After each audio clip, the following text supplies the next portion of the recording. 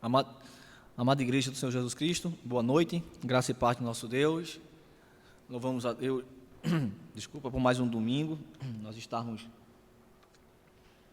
para pregar a palavra do Senhor.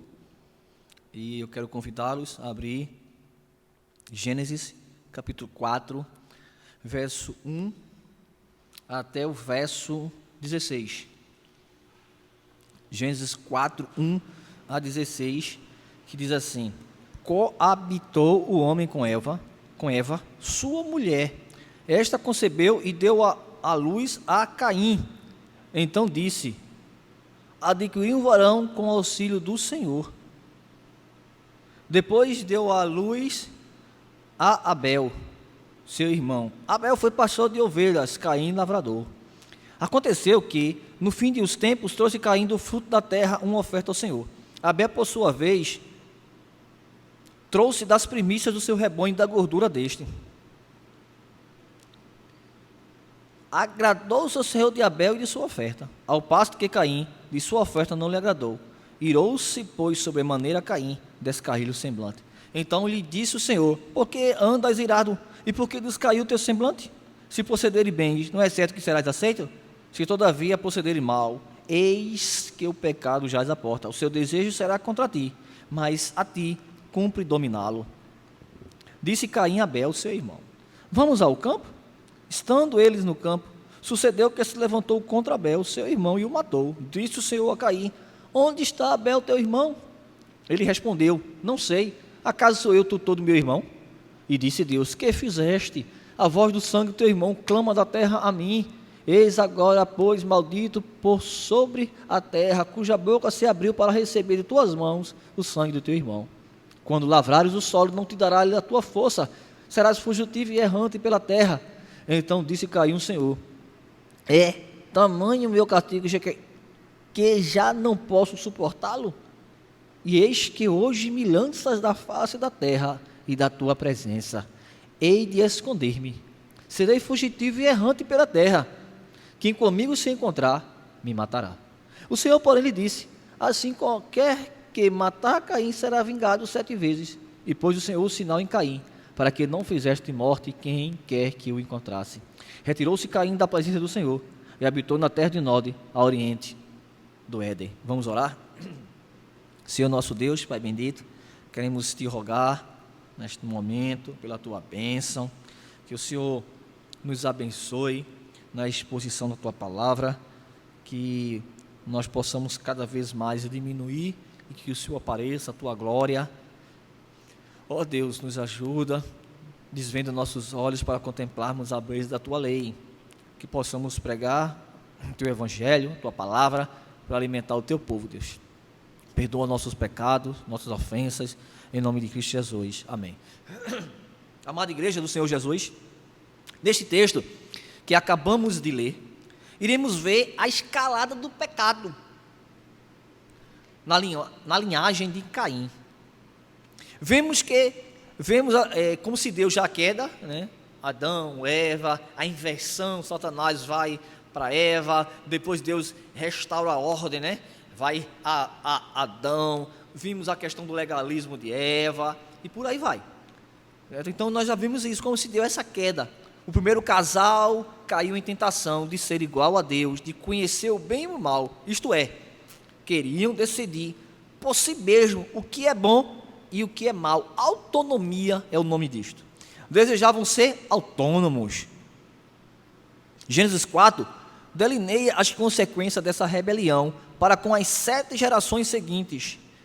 É uma história triste de violência crescente, né? O pecado vai chamando o outro e a coisa vai ficando cada vez mais maior, cada vez mais a abundância do pecado. Então, nesta noite, eu anuncio o Evangelho de Jesus Cristo com o seguinte tema: Deus é fiel para dar continuidade à linhagem da semente da mulher, até Cristo alcançar a vitória final. Se vocês perceberem, pelo o tema aqui, porque esse texto, nós vamos dos versos 4 até o verso 16, e com a morte de Abel, nós vamos ver isso, parece que ficou sem esperança para a semente da mulher. Mas no próximo domingo nós vamos expor do verso 17 ao verso 26, nós vamos tocar aqui em alguns pontos que não é bem assim. Deus socorre, Deus vai providencialmente cuidar para que as coisas aconteçam, para culminar na vitória final do nosso Senhor Jesus Cristo. Por isso o tema, Deus é fiel para dar continuidade à linhagem da semente da mulher, até Cristo alcançar a vitória final.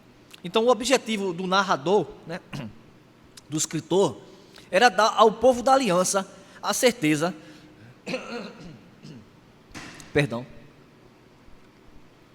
era dar ao povo da aliança a certeza de que Deus é fiel em preservar na história humana o seu povo. Assim Cristo, nesta noite, pela exposição deste sermão, quer oferecer à igreja presbiteriana do Engenho do Meio a certeza de que Deus é fiel em preservar na história humana o seu povo até Cristo alcançar a vitória final. Então, o verso 4 começa: coabitou com Eva, sua mulher. Esta concebeu e deu à luz a Caim. Então disse: adquiri um varão com auxílio do Senhor. O nome Caim é um jogo de palavras, no original, com o verbo adquirir. Logo, Caim significa adquirir, obter, possuir. Alguns estudiosos vão dizer que Caim aqui está ele. Além dessa ideia de adquirir, obter, possuir. E o que Eva diz? Adquirir um varão com o auxílio do Senhor. Não um bebê, não um menino, mas um varão, um homem. O termo varão aqui pode ter sido escolhido como um eco de Gênesis capítulo 2, verso 23, que diz: e disse o homem: este é afinal osso dos meus ossos, carne da minha carne, chamar-se-á varoa, porquanto do varão foi tomado. Não é que Caim nasceu já um homem, diferentemente de Adão, que foi criado por Deus. E agora aqui vai começar a questão natural, entre relacionamento do homem com a mulher e sua descendência. Então, a mulher originalmente veio do homem, agora o homem se origina da mulher. Ambos são dependentes um do outro e ambos são dependentes de Deus. Vai dizer lá na primeira carta, eu quero convidá-los a abrir primeira carta aos Coríntios, capítulo 11, verso 8 ao verso 12. Primeira carta do nosso irmão Paulo, escrevendo para a igreja dos Coríntios, aos Coríntios, capítulo 11, verso 8 a 12, que diz assim: porque o homem não foi feito da mulher, e sim a mulher do homem. Porque também o homem não foi criado por causa da mulher, e sim a mulher por causa do homem. Portanto, deve a mulher, por causa dos anjos, trazer véu na cabeça como sinal de autoridade. No Senhor, todavia, nem mulher é independente do homem, nem o homem independente da mulher. Porque, como provém a mulher do homem, assim também o homem é nascido da mulher, e tudo vem de Deus. Então, no final das contas, a glória é dele. Será essa a semente prometida à mulher, que derrotará a serpente maligna? Nós já vimos que Deus faz a promessa dela, vai surgir uma semente que esmagará. Será que é essa mesmo? Caim tem tudo para dar certo. Adquirir um varão com auxílio do Senhor.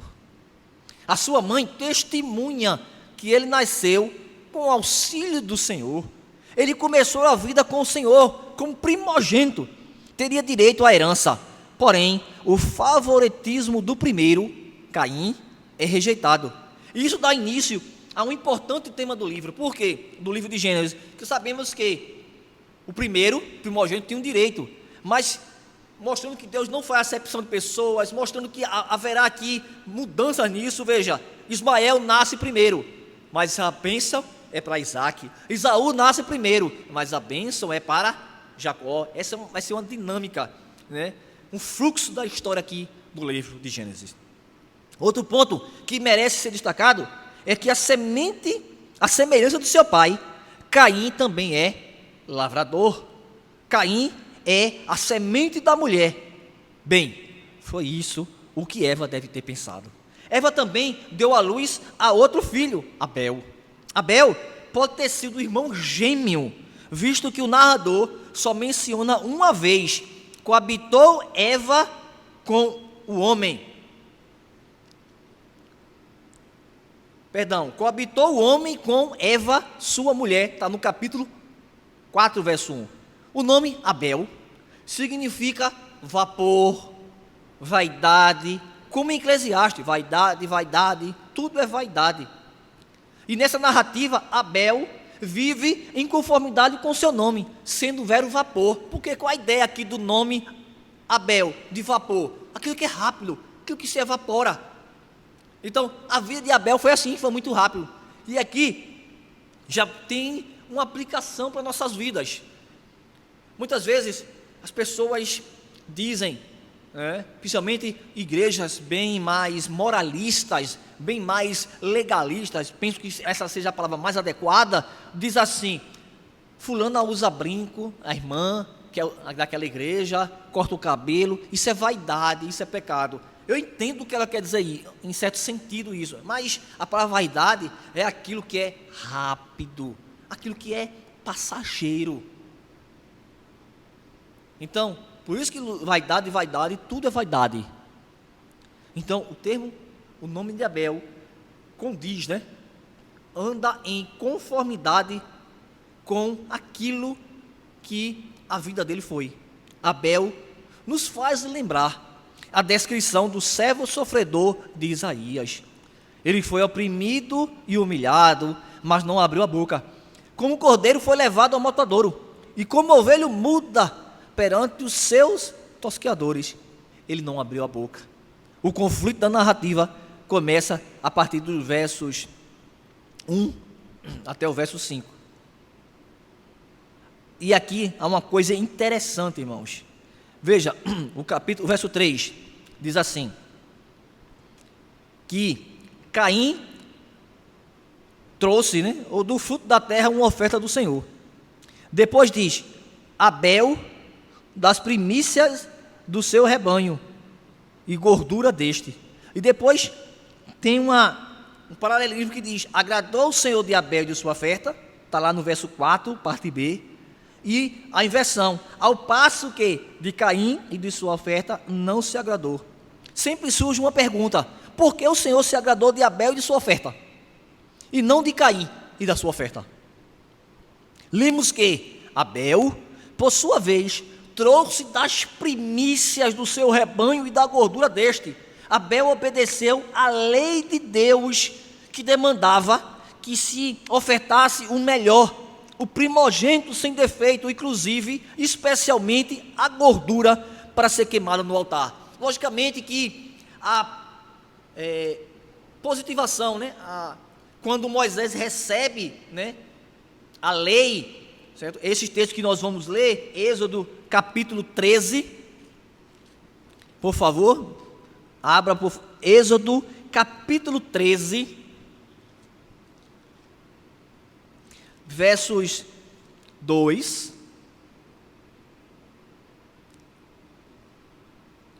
diz assim, disse o Senhor a Moisés: consagra-me todo primogênito, todo que abre a madre de sua mãe entre os filhos de Israel, tanto de homens como de animais, é meu. O verso 12: apartarás para o Senhor todo que abrir a madre, e todo primogênito dos animais que estiveres, os machos serão do Senhor. Mais um pouquinho à frente, Levítico capítulo 3. Levítico capítulo 3, verso 16.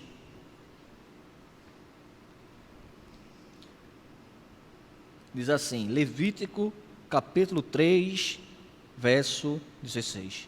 E o sacerdote queimará tudo isso sobre o altar. é manjar da oferta queimada de aroma agradável. Toda a gordura será do Senhor. Verso 22. Perdão, capítulo 22, dos versos 17 a 25. Levítico, capítulo 22, verso 17 a 25, que diz assim: falarão e a seus filhos e a todos os filhos de Israel, e diz-lhes: qualquer da casa de Israel ou dos estrangeiros em Israel apresentar a sua oferta, quer em cumprimento dos seus votos, ou como ofertas voluntárias que apresentar ao Senhor em holocaustos, para que seja aceitável, oferecerá macho sem defeito, ou do gado, ou do rebanho, das ovelhas ou de cabras. E por aí vai, certo? Então, embora a lei escrita não tinha sido dada, seria aqui um anacronismo, porque a lei vai ser dada lá na frente, mas lembre-se que a lei, Deus já tinha dado a lei ao falar com Adão. Não pense que Deus colocou Adão lá e disse assim: agora é contigo. Não. Embora a Bíblia não deixe isso explicitamente, mas nós vamos ver no decorrer. Por exemplo, quando José, a lei não tinha sido dada ainda, a lei vai ser dada à frente, mas quando José diz que não vai se deitar com a mulher de Potifar, ele diz: jamais faria isso contra o meu Senhor e contra Deus. De onde é que José tirou essa ideia que isso seria pecado?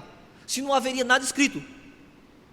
Lógico, era ensinamentos passados de forma pai para filho, daquilo que foi aprendido lá no Jardim do Éden. Deus ensinava a Adão a sua vontade, assim como ele disse: não coma. Ele estava ensinando, era uma lei de Deus. Deus ensinou as outras leis que Adão e os seus descendentes deveriam viver. Então, é por isso que eu falei nesse aspecto. Então, Abel obedeceu à lei de Deus, que vai ficar claro isso lá na frente. Demonstrou dedicação total ao Senhor. Abel deu o melhor, conforme a lei escrita vai dizer lá na frente, mas certamente Deus já tinha orientado, falado com Adão, e Adão agora também passando, ensinando. Observe que o Senhor olha para a pessoa antes de olhar para a oferta. Diz o texto: agradou-se o Senhor de Abel e de sua oferta. O Senhor olha primeiramente para o coração da pessoa, para a motivação, antes de olhar para a oferta. Hebreus 11:4 diz: pela fé Abel ofereceu a Deus mais excelente sacrifício do que Caim. Vejam, e aqui já vem outra aplicação para nós. A nossa intenção, nosso desejo, nossa intenção, bem como nossa oferta, tem que ser de acordo com a palavra de Deus. Por que isso?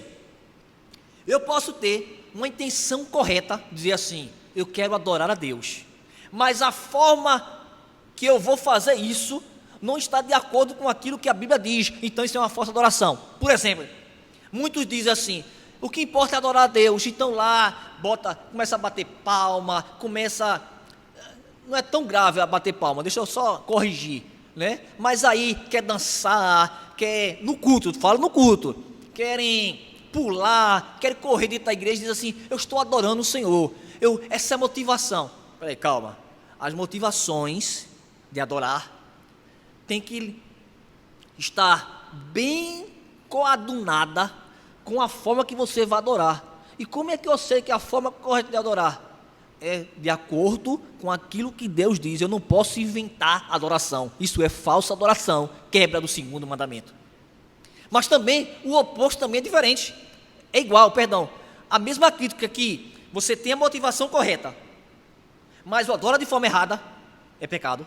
A mesma coisa, você adorar a Deus externamente, mas o seu coração está longe, é só um ritual. Você chega aqui direitinho, canta os salmos, genebrino, princípio regulador do culto, está lá, você ora, você faz todos lá conforme diz, está bem escrito na nossa confissão de fé do Westminster, mas a sua motivação. Quer ver uma coisa? Eu convido a vocês a abrir em Isaías, nosso irmão Isaías, capítulo 1, verso 10 ao verso 13. Isaías, capítulo 1, verso 10 a verso 13, diz assim: ouvi a palavra do Senhor. Ouve a palavra do Senhor, vós príncipe de Sodoma. Prestais ouvidos à lei do nosso Deus. Perdão, irmãos, é o verso 11. De que me serve a mim a multidão de vossos sacrifícios? Diz o Senhor: estou farto de holocausto de carneiros, da gordura de animais, e não me agrada do sangue de novilhos, nem de cordeiro, nem de bodes. Quando vindes para comparecer perante mim, quem vos requereu só pisar dos meus atos? Não continueis a trazer ofertas vãs. O incenso é para mim abominação, e também a festa da lua nova, os sábados e a convocação das congregações. Não posso suportar iniquidade associada ao ajuntamento solene. Verso, capítulo 29, verso 13. Isaías, capítulo 29, verso 13. O Senhor disse: visto que este povo se aproxima de mim, e com a sua boca e com seus lábios me honra, mas o seu coração está longe de mim. Então, as duas coisas devem andar juntas. Eu devo ter a motivação de adorar a Deus correta, mas também eu devo adorar a Deus de forma correta. Essas duas coisas. Então Deus ora, logicamente, primeiro o adorador e depois a sua oferta. Não adianta a oferta estar certinha, a forma de você adorar certinha, mas a motivação são só atos externos. Ambos são pecados diante do Senhor.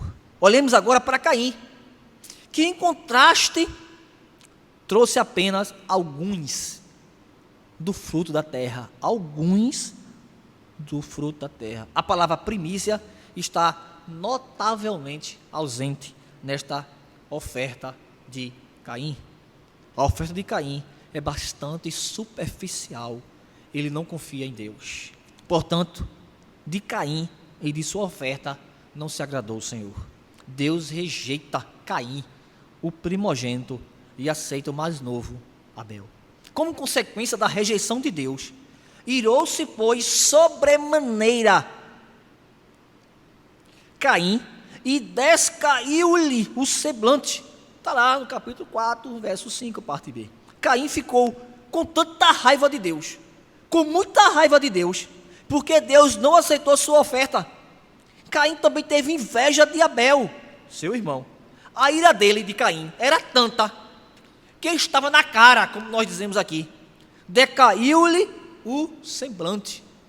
Ao invés dele se arrepender, oferecer uma oferta correta, não, ele irou-se. Deus faz uma pergunta: por quê?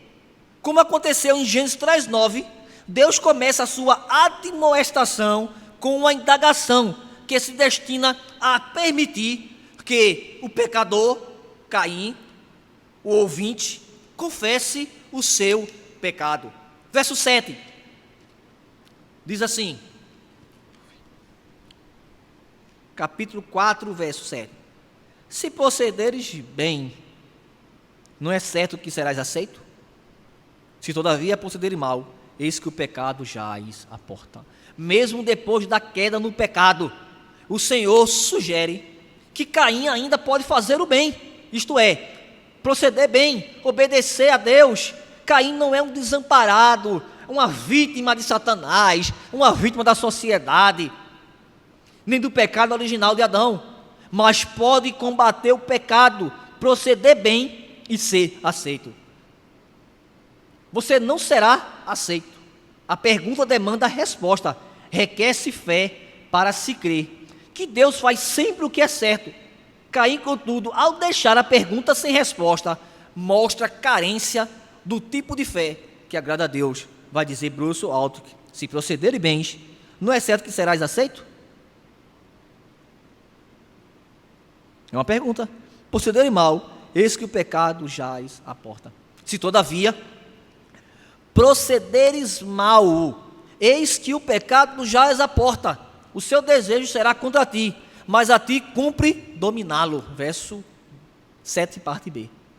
Como um animal agachado, pronto para saltar sobre uma pessoa, se não procederem bens, estarás totalmente exposto ao ataque desse animal feroz. Ontem, eu estava assistindo a Discovery, na casa da minha irmã, e falando sobre os grandes predadores da África, e estava mostrando a coordenação, a tática de um ataque de um leão a pequenos animais e ataque de leão a grandes animais. A pequenos animais, ele tem uma estratégia. A grandes animais, o bando, ele é mais tático, ele avança, morde, aí corre porque o búfalo é muito forte, outro vai, eles vão desgastando a força do búfalo. Mas o que eu quero trazer é o seguinte, é que todos eles tinham a mesma tática inicial. Qual era? Eles olhavam para a vítima, a longa distância, ficavam agachados. Talvez você já tenha visto gatos fazer isso para pegar lagartixa, né? Aqui chamado pássaros. E ele vai se arrastejando. A ideia é essa, como um animal agachado, pronto para dar o bote. Se não procederem bem, estarás totalmente exposto ao ataque desse animal feroz, como um leão pronto para atacar e matar. Essa é a imagem que o apóstolo Pedro traz à mente. Na sua primeira carta, eu quero convidá-los, mais uma vez, a abrir a palavra do Senhor, na primeira carta de Pedro, no capítulo 5, versos 8.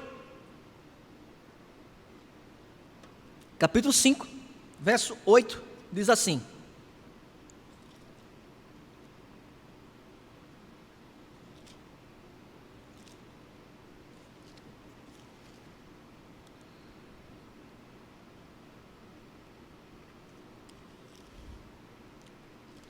eu me perdi aqui, ok, achei. Estava perdido aqui. Estava em 2 Pedro, primeira carta de Pedro, capítulo 5, verso 8, diz assim, ó: sede sóbrios e vigilantes. O diabo, vosso adversário, está em derredor, como um leão que ruge, procurando alguém para devorar. Resisti-lhes firmes na fé. Resisti-lhes firmes na fé.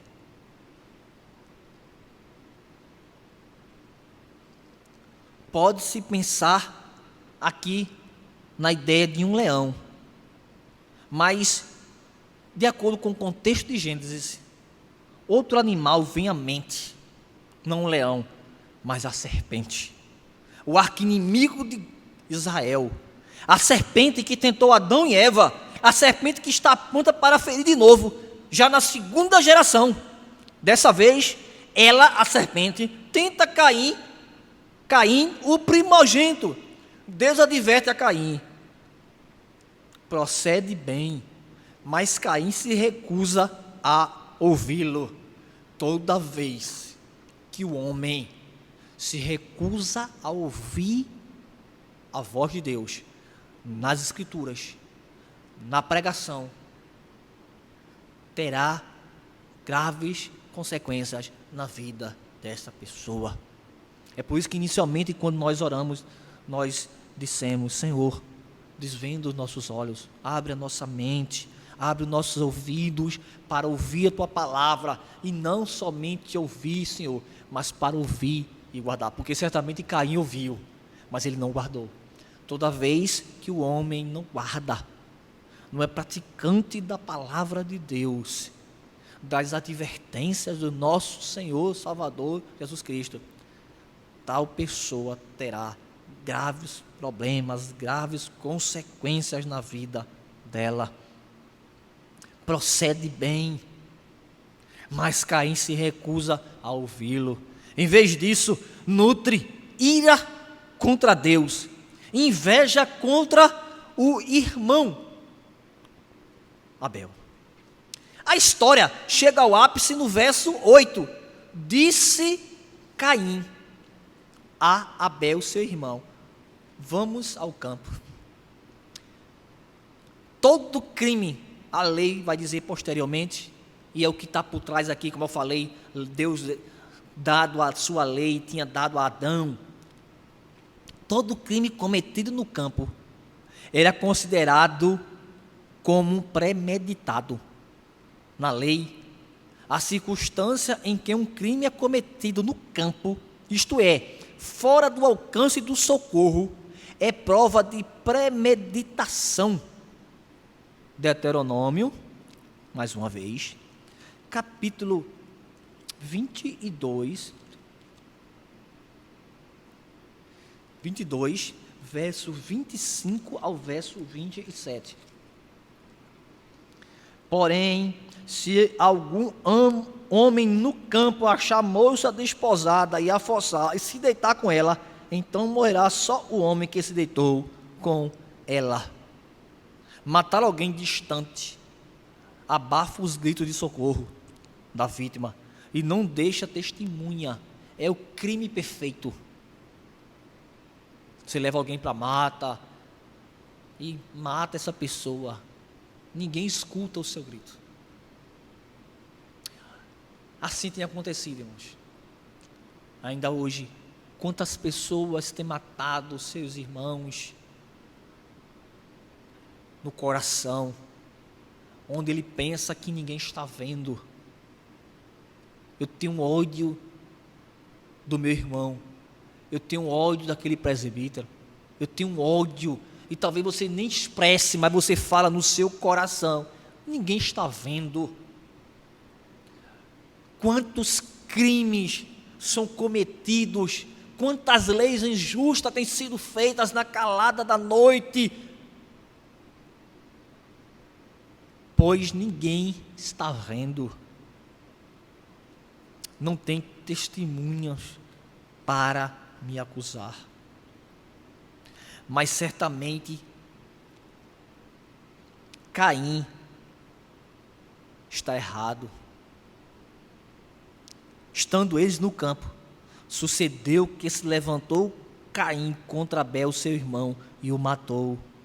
Não foi um acidente, pois a palavra hebraica usada aqui indica que ele matou o irmão de forma intencional. Abel, seu irmão, por 7 vezes, essa narrativa nos diz que Abel é irmão de Caim, enfatizando isso, é irmão, é um crime horrível. Caim não mata um inimigo, Caim não mata um estranho, Caim mata o próprio irmão. Foi a isso que levou o pecado de Adão, já na 2ª geração, fratricídio, o assassinato de um irmão. Como eu disse, sem testemunha no campo, no coração, leis injustas onde ninguém está vendo. Porém, há uma testemunha fiel que vê todas as coisas. Deus viu o terrível ato de Caim e a atenção da narrativa começa a se desfazer.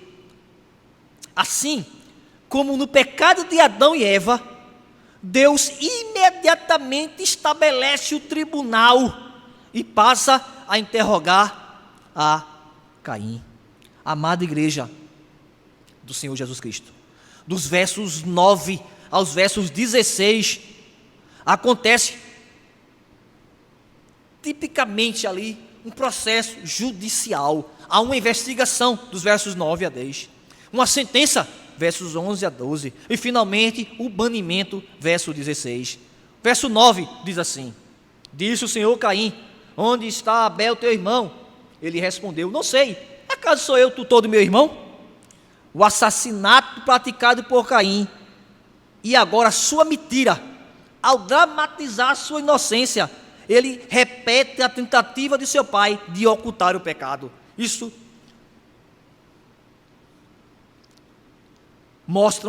essas coisas mostram tanto o assassinato como a mentira é mostrada aqui. Então essas coisas mostram que Caim passou para o lado do diabo. Quando Caim nasceu, Eva pensou que ele fosse a semente da mulher. Está aqui, adquirir com o auxílio do Senhor, que venceria a serpente. Mas Caim, ao nutrir a ira contra Deus e a inveja contra seu irmão, abriu espaço para o diabo. Caim intencionalmente mata o seu irmão e mente para Deus. Está claro que Caim não é a semente da mulher, ele é a semente da serpente, pronta para destruir a semente da mulher. 1 João, primeira epístola de João, capítulo 3, verso 12, vai dizer que Caim era do maligno. O juiz celestial, Deus, confronta Caim com o próprio crime. Que fizeste? A voz de sangue de teu irmão clama da terra a mim. Verso 10. Caim se deixou dominar por Satanás. Converteu-se em traidor do reino de Deus. Matou seu irmão Abel. Abel revela-se a semente da mulher, e o seu sangue clama da terra ao Senhor.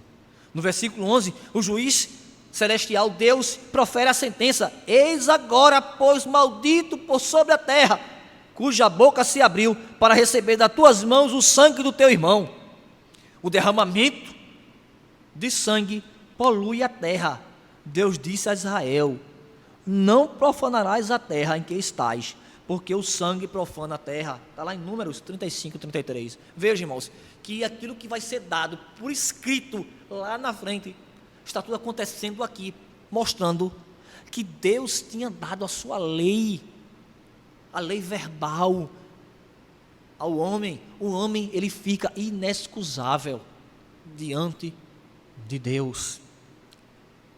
Em Gênesis 3, Deus, que nós pregamos a semana retrasada, em Gênesis 3, Deus amaldiçoa a serpente e amaldiçoa a terra. Agora, mas nunca amaldiçoou Adão e a Eva. Agora Deus amaldiçoa o filho deles, de Caim e de Eva, confirmando que de fato a semente da serpente, que é de fato a semente da serpente. Deus continua a decretação da sentença: quando lavares o solo, não te dará força. Ou seja, aqui, a terra não será mais produtiva. Aqui entra o problema que alguns teólogos vão falar da ecologia, Deveria ser um assunto mais tratado pelos crentes. Francis Schaeffer tem um livro que trata sobre isso. Enquanto isso, infelizmente, tem sido majoritariamente pauta de grupos de esquerda. Isso deveria ser mais falado pelos crentes. Esse equilíbrio entre o desenvolvimento cultural e o cultivar, o guardar, o cuidar da terra. Caim será exilado da civilização, no verso 12. O que é pior, será banido da presença de Deus. Então Caim apela ao Senhor, está nos versos 13 e verso 14. Caim responde com autocomiseração. O que é isso? Pena de si mesmo, em vez de arrependimento. Caim teme que males físicos e sociais venham a lume, porém não teme o que Deus fez. Nós, muitas vezes, agimos assim, irmãos. Quando nós pecamos contra Deus, nós muitas vezes tememos mais as consequências do pecado. Exemplo, suponhamos que alguém, trabalhando, faça um desvio de uma nota fiscal e seja descoberto. E a pessoa diz assim: eita, que bobagem, que coisa errada eu fiz, eu vou ser preso. Como é que a minha esposa vai olhar para mim? Quando na verdade ele deveria dizer: eu pequei contra o Senhor e contra o meu próximo. Mas sempre é de lá para cá. Então, assim nós usamos também desse pena de si mesmo, autocomiseração. Eu pequei porque eu estava tão fraquinho, eu pequei porque eu precisava comer e tive que roubar. Você começa a arrumar desculpas, irmãos. Mas nosso Deus é fiel no julgamento. Ele julga retamente. Muitas vezes, repito, tememos mais as consequências do que propriamente a ofensa que praticamos contra o Deus Santo. Verso 15. Então disse Caim ao Senhor: é tamanho o meu castigo, já que não posso suportá-lo. Não sabemos que tipo de marca o Senhor colocou em Caim. Os mormons diziam antigamente que eram a cor negra, mas isso era claramente uma discriminação. O texto não diz o que é essa marca, também não importa. O que importa é a utilidade da marca, e é simplesmente espantoso.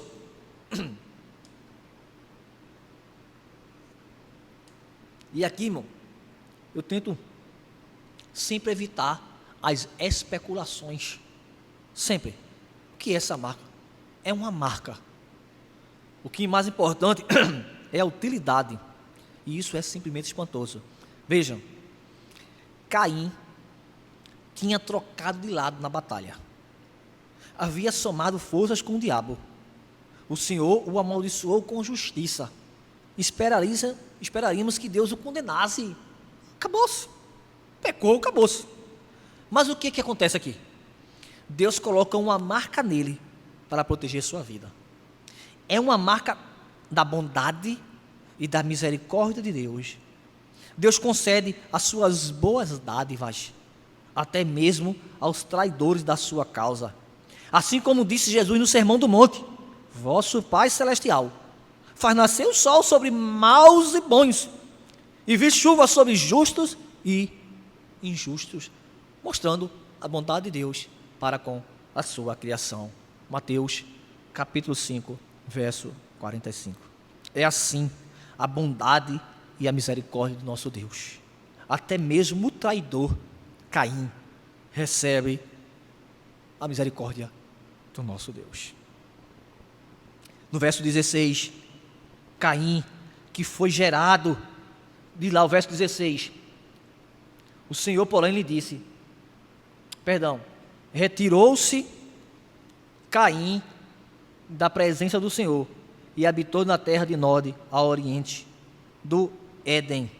Caim, lembre-se lá do verso 1, que foi gerado com o auxílio do Senhor, e agora ele retira-se da presença do Senhor. Muitas vezes, irmãos, tem acontecido isso na igreja.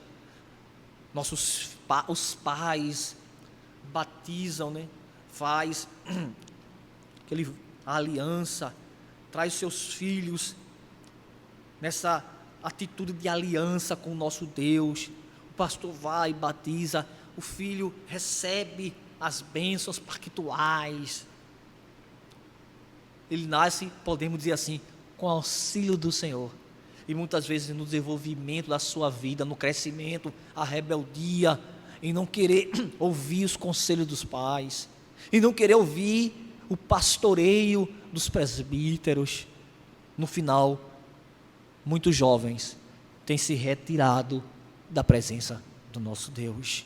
Começa bem, mas às vezes no desenvolvimento tem terminado mal. Mas que Deus nos ajude a começar os nossos jovens bem, conduzi-los como pastor conduz as suas ovelhas até entregá-los na mão do grande pastor. Finalmente, amada igreja, queria fazer algumas aplicações. Devemos atentar para o foco do narrador, e aqui eu peguei do Bruce Aldick, do livro dele fantástico sobre a exposição de Gênesis. Devemos atentar para o foco do narrador no fluxo da história. Por exemplo, verso 14, o narrador deixa em branco o tempo entre a expulsão e a procriação. De quem Caim tem medo? Onde Caim conseguiu suas esposas? Obviamente, esta informação pode ser inferida da referência a seus irmãos e irmãs e a seus descendentes. Capítulo 5, verso 4. Entretanto, o foco do narrador está na condição humana, não na história em si mesmo, esses detalhes. O objetivo é mostrar essa luta. Deus deu a Israel, ao narrar esses fatos, a certeza de que conservaria o seu povo da aliança na história humana. Assim, Cristo dá à sua igreja a certeza de que as portas do inferno não prevalecerão contra ela. Porque perceba, embora eu não tenha feito a exposição, eu deixei de forma proposital para a próxima semana, mas Caim matou Abel, acabou a esperança. Onde é que está a promessa? Vimos que Caim é da serpente. Onde é que está a promessa? Mas se vocês atentarem, vai dizer depois, tornou o verso 25, Adão coabitar com a sua mulher e deu um filho, a quem pôs o nome de Sete, porque disse ela, Deus me concedeu outro descendente em lugar de Abel. A Sete nasceu também um filho, a qual pôs o nome Enos. Daí se começou a invocar o nome do Senhor. E aqui é a esperança. Deus sempre triunfará. A igreja do Senhor sempre triunfará. Repito, não há perseguição, não há pandemia, não há nada na história deste mundo, nenhum poder infernal que triunfará, que impedirá a marcha da igreja rumo ao encontro do seu noivo. Abel, a semente da qual foi morta pela semente da serpente, é um tipo de Cristo. A semente da mulher que haveria de ser morta por Satanás. E aqui eu quero que vocês abram Hebreus, capítulo 12. Hebreus, capítulo 12, verso 24. Hebreus 12, 24. Diz assim a palavra do nosso Deus: Jesus, o mediador da nova aliança, e ao sangue da expressão, que fala coisas superiores ao que fala o próprio Abel. Volte para Gênesis capítulo 4. Diz lá: a voz do sangue de teu irmão clama, mas o sangue de Cristo. Enquanto a voz de Abel clama, o sangue de Cristo nos purifica de todo pecado. Ele é muito mais poderoso do que a própria morte, o próprio sangue de Abel, o inocente. O povo de Deus não deveria temer pela existência da igreja. Temer, será que a igreja vai continuar? Será que ela vai existir por conta do secularismo ou perseguições? Pois, embora a batalha seja feroz, sanguinária, vários soldados morram nesta luta, Deus é fiel e preservará o seu povo até que Cristo proclame a vitória final sobre Satanás. Finalmente, muitas vezes agimos como Caim, matamos os nossos irmãos com palavras ou até mesmo evitando se responsabilizar. Eu sou pai dele, eu sou irmão dele, e eu sou tutor dele. Nós temos, irmãos, responsabilidades como os filhos de Deus, uns para com o outro, para nos exortarmos, corrigirmos, admoestarmos e crescermos na graça do Senhor Jesus Cristo. Nós vamos orar? Senhor nosso Deus, Pai bendito, queremos te render graça nesta hora, pela exposição da Tua Palavra, que o Senhor nos abençoe, que o Senhor perdoe nossos pecados, nossas transgressões, que essas palavras, que essa mensagem, o anúncio do Evangelho nesta noite, sirva para nos exortar, para alimentar a nossa alma em Cristo Jesus, e que a graça do Senhor Jesus Cristo, o amor de Deus nosso Pai e a comunhão do Espírito Santo seja derramado sobre todo o povo de Deus, hoje e para todo sempre. Amém.